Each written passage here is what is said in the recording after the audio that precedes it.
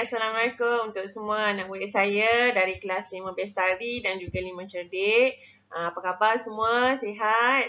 Saya harap kamu semua berada dalam keadaan yang sihat di samping keluarga. Jaga diri, okey, jaga SOP. Okey, semoga kamu semua selamat daripada wabak yang sedang melanda sekarang ni. Okey, jaga diri ya. Okey, tapi untuk hari ini saya harap kamu semua dah bersedia untuk mengikuti pelajaran sains tahun 5 dengan tajuk kita pada hari ini ialah sumber tenaga elektrik. Okey, jadi sebelum tu saya harap kamu semua dah bersedia dengan buku teks.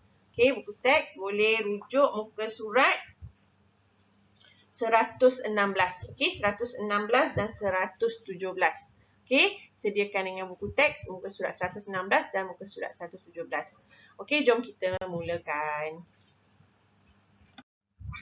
Baiklah, tajuk kita hari ini ialah sumber tenaga elektrik. Okey, kita menggunakan tenaga elektrik dalam kehidupan harian. Tenaga elektrik digunakan untuk menghasilkan cahaya, haba, bunyi dan menggerakkan sesuatu objek. Okey, sekarang ni kat rumah kita memang banyak kita gunakan tenaga elektrik. Okey, kalau dekat rumah nak pasang kipas kena ada elektrik, nak tengok TV kena ada elektrik, nak dengar radio kena ada elektrik, nak buka handphone pun kena ada elektrik, cukup tenaga baterinya, nak buka komputer pun semua kena guna elektrik. Jadi untuk hari ini kita akan belajar dari mana datangnya tenaga elektrik yang kita gunakan dalam kehidupan kita seharian. Okey, sebab tu kita punya tajuk hari ini ialah sumber tenaga elektrik. Okey, baiklah. Perhatikan gambar ni. Kakak dia tengah tengok adik dia di dalam bilik. Jadi kakak dia kata, adik, ibu suruh matikan suis komputer dan radio, jimatkan penggunaan elektrik. Okey, adik dia pun jawab, baiklah kakak. Di sini awak dapat perhatikan dia sedang menggosok baju. Sambil tengah gosok baju, dia tengah dengar radio. Sambil dengar radio, lampu terpasang, komputer terpasang, kipas terpasang. Okey, ini semua adalah peralatan-peralatan yang menggunakan elektrik. Okey, semuanya nak bagi semua peralatan ini berfungsi, semua memerlukan elektrik.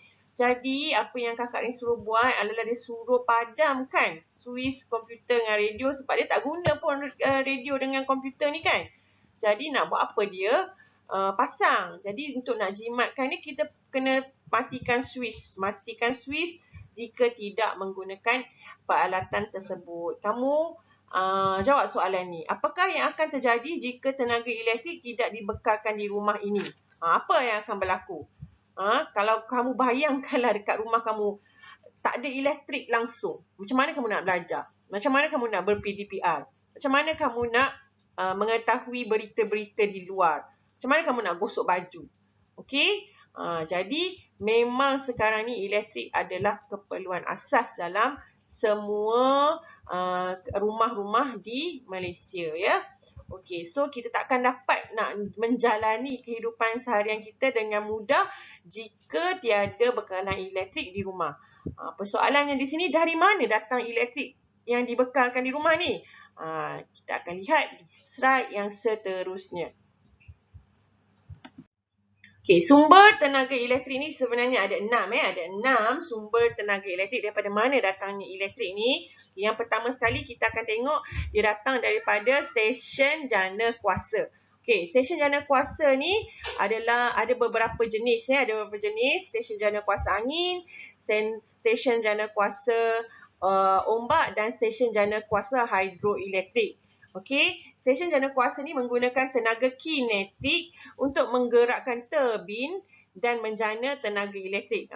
Di mana dalam setiap stesen jana kuasa ni ada turbin.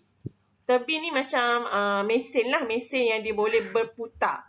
Okey, berputar. Bila ada sesuatu yang berputar ni, kita panggil dia, sesuatu yang bergerak ni kita panggil dia sebagai tenaga kinetik. Okey, tenaga kinetik. Kita belajar dia sebagai, kita kenali dia sebagai tenaga kinetik. Okey, jadi dekat dalam setiap stesen jana kuasa ni ada turbin. Bila air mengalir ni dalam stesen jana kuasa hidroelektrik ni, dia akan memutarkan turbin dalam ni. Sama juga, ini guna ombak. Bila ombak lalu, turbin ni akan berputar. Sama juga, ini diguna angin. Bila angin kuat lalu dan dia punya turbin ni akan berputar. So, bila turbin ni berputar, dia akan menjana tenaga elektrik. Dan daripada sini, dia akan disambung ke kabel-kabel. Kalau perasan dekat tepi-tepi rumah ni ada tiang-tiang elektrik kan. Daripada mana datang? Daripada sini mulanya. Okey, di kabel-kabel elektrik yang besar-besar kemudian pergi ke yang kecil-kecil kemudian masuk ke dalam rumah kamu. Okey, jadi dekat Malaysia ni kita kebanyakannya gunakan kita punya sumber tenaga elektrik ni ialah daripada stesen jana kuasa hidroelektrik ya. Dekat Malaysia ni ada banyak ya. Okey. Seterusnya, sumber yang kedua adalah sel suria. Okey, sel suria. Ini contoh-contoh sel suria. Kita ada nampak kat sini dekat tiang lampu ni. Kadang-kadang juga dekat atap-atap rumah. Okey, nampak macam cermin ni dekat kilang-kilang. Okey, ini yang kita panggilkan sel suria. Sel suria ini menukarkan tenaga cahaya daripada matahari kepada tenaga elektrik. Sel suria digunakan pada alat seperti satelit dan kalkulator.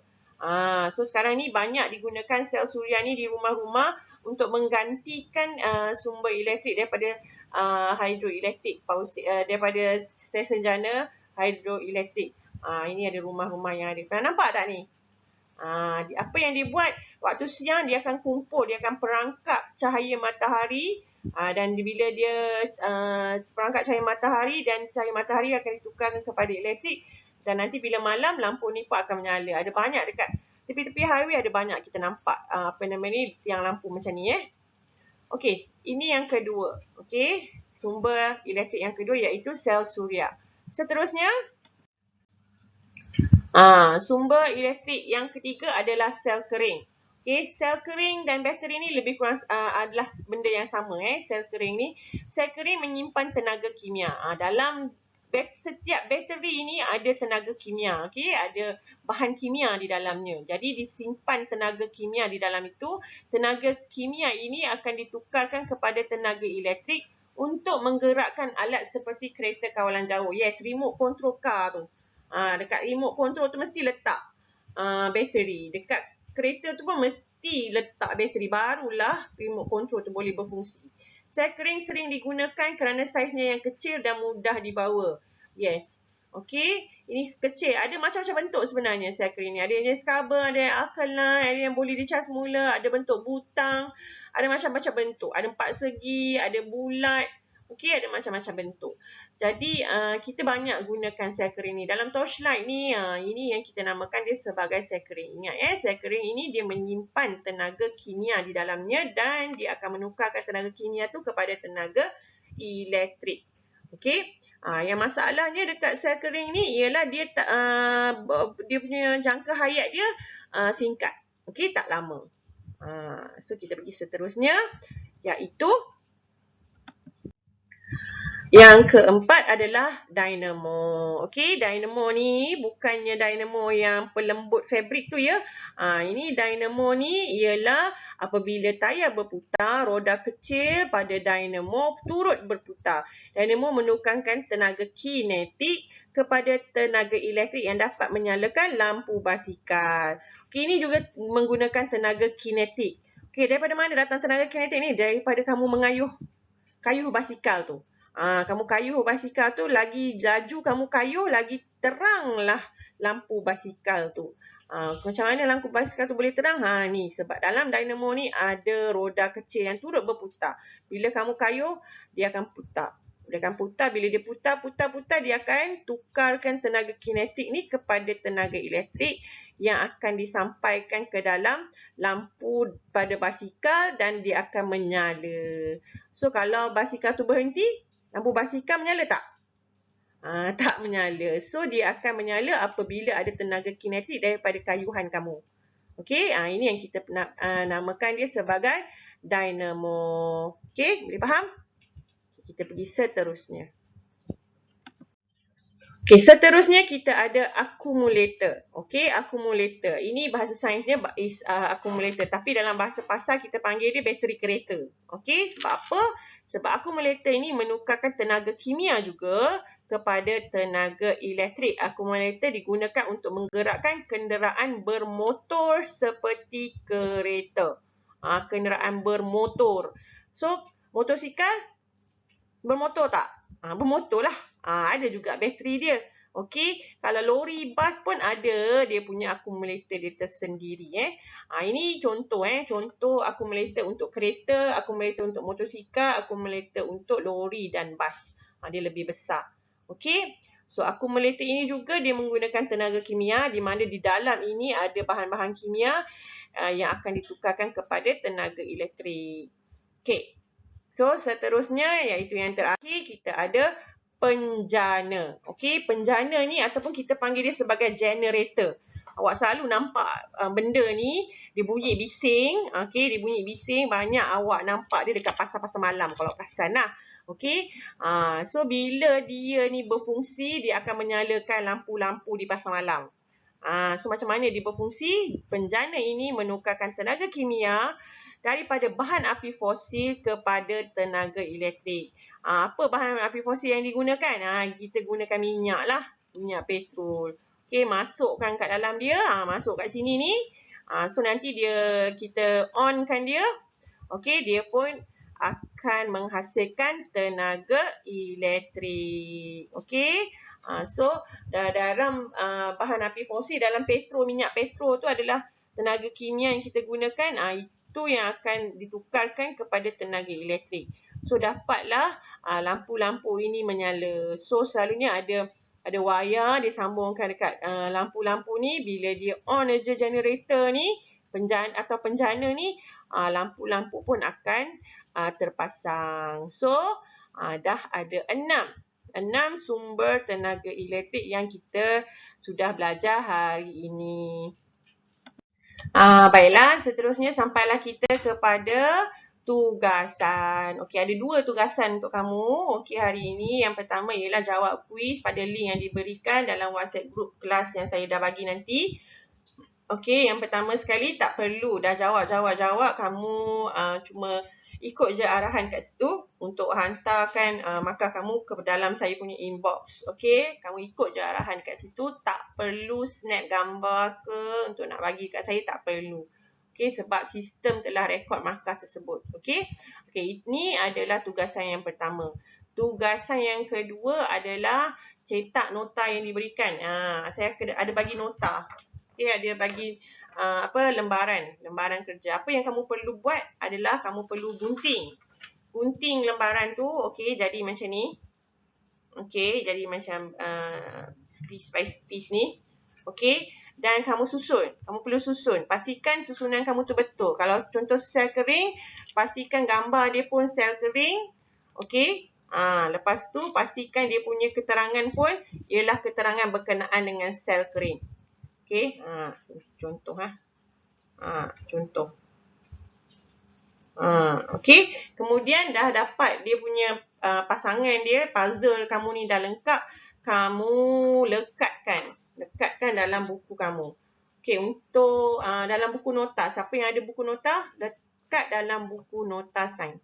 Okey, ini dikira sebagai kamu punya nota lah. Okey. Bila dah lengkapkan ni, dah lengkapkan, tolonglah warna. Okey, warna lah, bagi cantik-cantik sikit. Warna.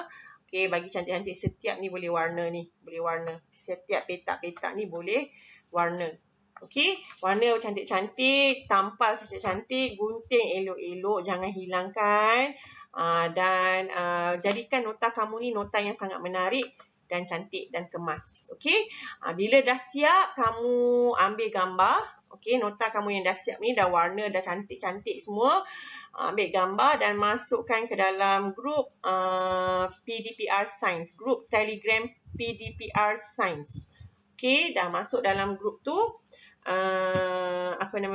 Saya akan simpan sebagai rekod PBD. Okey, saya akan simpan sebagai rekod PBD. Okey, jadi itu saja 2 tugasan yang perlu kamu buat. Sebarang masalah boleh terus PM saya dekat WhatsApp saya ataupun Telegram. Okey, itu saja daripada saya. Selamat menjalankan tugasan. Sekian, terima kasih. Bye.